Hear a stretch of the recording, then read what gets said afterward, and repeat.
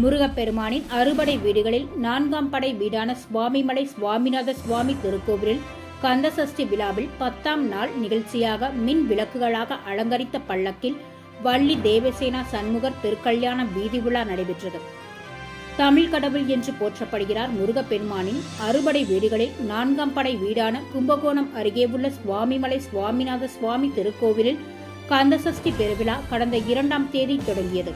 தினமும் சுவாமி வீதி விழா நடைபெற்ற நிலையில் கடந்த 7ஆம் தேதி விழாவின் முக்கிய நிகழ்ச்சியான சூரசம்ஹாரம் நடைபெற்றது. அதனைத் தொடர்ந்து 8ஆம் தேதி இரவு சண்முகர் தேவசேனா திருக்கல்யாணம் வெகு விமர்சையாக நடைபெற்று 10ஆம் நாள் நிகழ்ச்சியாக திருக்கல்யாணம் ஊர்வலம் மின் விளக்குகளால் அலங்கரிக்கப்பட்ட பல்லக்கில் வள்ளி தேவசேனா சமேத சண்முகர் சிறப்பு மலர்கள் அலங்காரத்தில் எழுந்தருள மகா தீபாராதனை செய்யப்பட்டு வீதி விழா நடைபெற்றது.